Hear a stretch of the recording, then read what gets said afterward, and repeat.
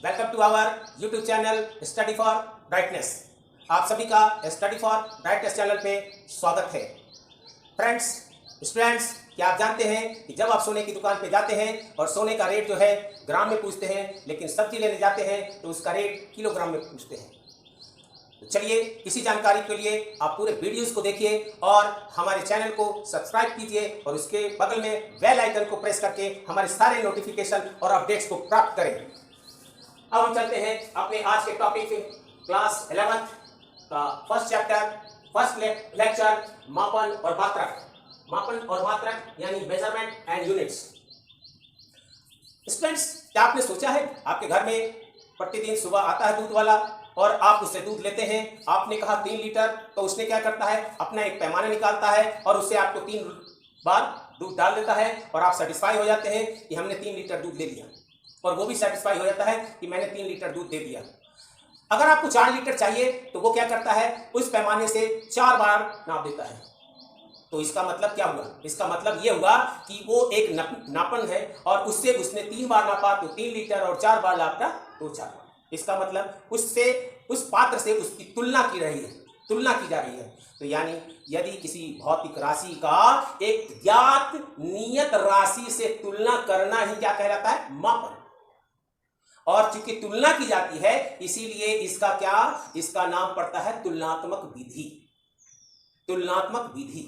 अब इसमें आप देखिए 2 चीज की आवश्यकता पड़ी। एक तो वो नापने वाला पात्र और एक आपका वो कि कितना चाहिए तो उतने बार उसने नापा।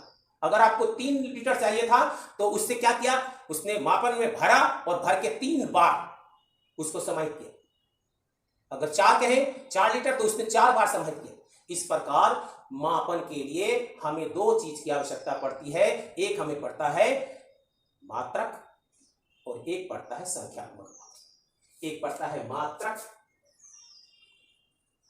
और दूसरा पड़ता है संख्यात्मक मान।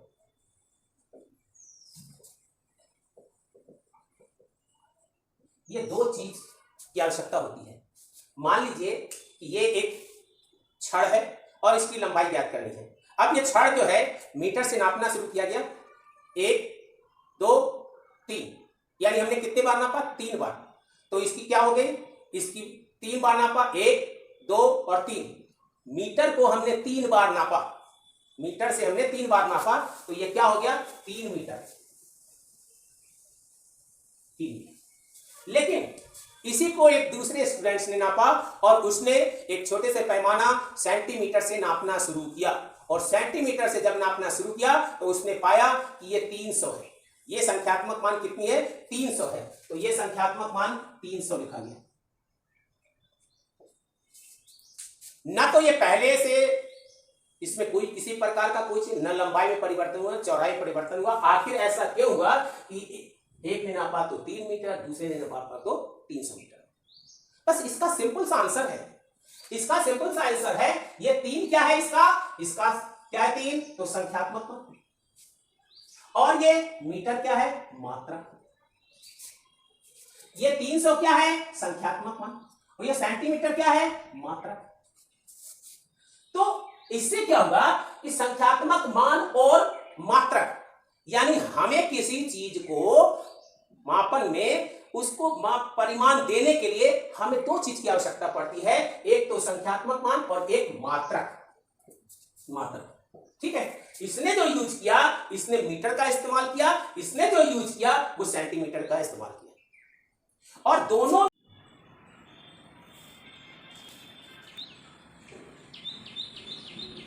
U1 और संख्या कितना है, N1। इसका कितना है, इसका मात्रक है U2 और संख्यात्मक मान कितना है, N2। तो जैसे ये 3 मीटर और 300 सेंटीमीटर बराबर है, वैसे ही क्या हो जाएगा, N1U1 is equal to N2U2। यानी संख्यात्मक मान उसके मात्रक के गुणनफल, यही उसका परिमाण को बताता है, यही उसके परिमाण को बताता है। तो यहां पर क्या हो गया, N1U1 इज इक्वल टू क्या हो गया, N2U2। और इस प्रकार से और किसी अन्य मात्रक में भी निकाला जाए तो ठीक इसके बराबर आता है। इसका मतलब ये क्या हो गया, नियतांक हो गया, नियतांक हो गया। अन्य मात्रक में भी निकाले तो नियतांक हो गया। तो इसका मतलब क्या है, n और u का गुणनफल क्या होता है, बराबर होता है। तो उस स्थिति में क्या हो जाएगा कि n समानुपाती 1/u, यानी संख्यात्मक मान उसके मात्रक के द्वित क्रमानुपाती होता है, यानी उल्टा समानुपाती होता है। यानी कि अगर हम u यानी यूनिट यानी कि मात्रक को हमने क्या किया, छोटा कर दिया, तो हमारा क्या हो जाएगा, संख्यात्मक मान बढ़ गया। तो यहां पर वही हुआ कि मीटर से उसने सेंटीमीटर में नापा, मीटर को यानी यूनिट को सेंटीमीटर से कर दिया, तो मात्रक को छोटा किया है, और जैसे ही छोटा किया है तो ये क्या हो गया, संख्यात्मक मान बढ़ गया। तो इस प्रकार से स्टूडेंट्स ये क्या होता है, ये मात्रक और ये संख्यात्मक मान का ही गुना करने पर क्या मिलता है, हमें उस चीज का पूरा परिमाण। यानी किसी भी चीज की मापन करना हो तो ये दो चीज की हमें आवश्यकता पड़ेगी। अगर हम बाजार जाएं और सब्जी वाले को कहें 2 दे दो तो वो क्या देगा, अगर आप कहें 2 किलो दो तो शायद वो दे देगा। तो इसलिए आपको संख्यात्मक मान भी बोलना होगा और मात्रक भी बोलना होगा। अब हम चलते हैं, जो मात्रक है उस मात्रक की विशेषताएं क्या होनी चाहिए, उसकी क्या विशेषताएं होनी चाहिए। तो इसकी पहली जो है विशेषता होनी चाहिए कि यह सुपरिभाषित होना चाहिए, यानी किसी प्रकार का कोई कंफ्यूजन नहीं होना चाहिए, सुपरिभाषित, वेल डिफाइंड। दूसरा होना चाहिए कि ये जो है उचित आकार का होना चाहिए। उचित आकार का कहने का मतलब यह है कि संख्यात्मक मान न तो बहुत बड़ा हो और न बहुत छोटा हो। तीसरा इसका यह गुण है, विशेषता है कि समय और स्थान के साथ इसमें कोई परिवर्तन न हो। समय चाहे कुछ भी बीत जाए, स्थान चाहे कहीं भी चला जाए, इसके साथ कोई परिवर्तन नहीं होना चाहिए। चौथा इसकी जो विशेषता है कि ये क्या है, अंतरराष्ट्रीय स्तर पर क्या होना चाहिए, सर्वमान्य होना चाहिए।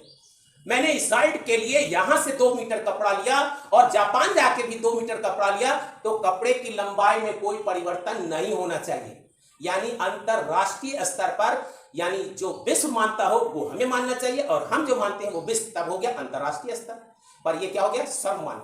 और भौतिक कारकों जैसे दाब हो गया, ताप हो गया, इससे क्या हो, वो अप्रभावित हो, उससे क्या हो, अप्रभावित हो, उस पर किसी प्रकार का कोई इफेक्ट न पड़े। आगे बात समझ में। तो इस प्रकार से मैंने मापन और मात्रक के बारे में आपसे बातचीत किया, और मैं समझता हूं कि आपका मेरा जो प्रश्न दिया हुआ था उसका जवाब आपको मिल चुका होगा। आप मेरे कमेंट्स बॉक्स में उस जवाब को लिखेंगे, और अगर मेरे प्रश्न का जवाब नहीं मिला हो तो फिर से इसे एक बार और लेक्चर को ध्यान से सुने, और ध्यान से सुनेंगे तो कहीं ना कहीं वो चीज मिल जाएगा। तो thank you for watching this video, enjoy yourself, bye, okay, thank you.